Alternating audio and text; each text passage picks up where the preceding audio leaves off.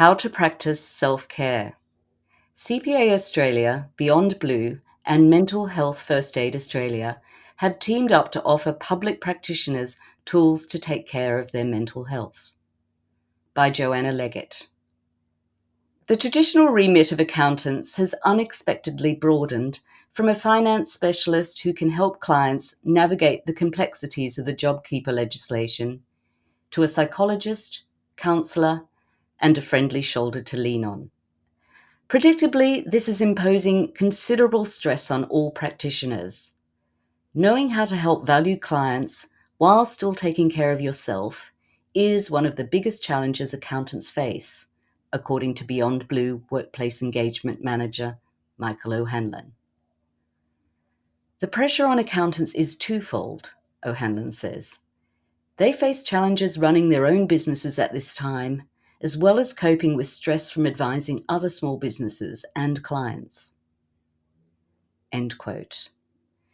To improve the ability of accountants to safeguard their mental health during this difficult time, CPA Australia has teamed with two leading mental health services, Beyond Blue and Mental Health First Aid Australia, to provide members with a raft of additional resources, including a webinar. The webinar featured O'Hanlon and Mental Health First Aid Australia Workplace Engagement Manager Kathy Bond, and offered tailored advice to practitioners on strategies to maintain sound mental health. Accountants are working with people who are distressed about finances, which can be a source of great worry at the best of times, Bond says. Indeed, a 2018 survey of 5,000 workers by Superfriend highlights just how susceptible those working in financial services may be to stress. The Financial and Insurance Services Profile Report found that nearly half of all financial services employees, 47%, experience ongoing stress in their job, which is 9% higher than the national average. Previous research has highlighted high levels of psychological stress among professionals, with accountants ranking in the top 3, O'Hanlon says. The first step to protecting mental health is being able to recognize when stress is taking over. You may feel on edge, on the verge of tears, or angry, Bond explains.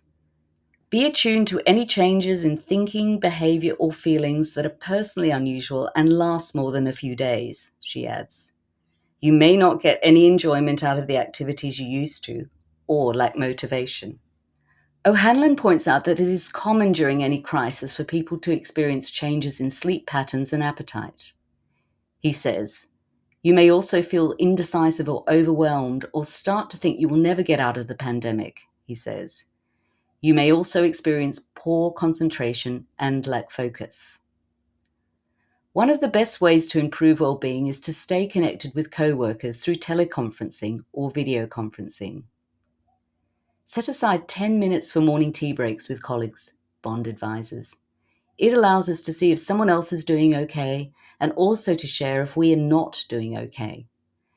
O'Hanlon suggests sharing with co-workers how stressed you feel, as well as picking up tips on how they themselves manage stress levels. He says, recognize there's nothing wrong with needing support. If you are part of a network, like CPA Australia members are, you may find that other members are going through something very similar. Keeping in touch with your peers is a great way of normalizing your situation. If you need more structured support, both Bond and O'Hanlon emphasize the importance of talking to a mental health professional, even via a hotline, or consulting your doctor. Most people know that exercise is important, and as O'Hanlon notes, good physical health is directly associated with positive mental space.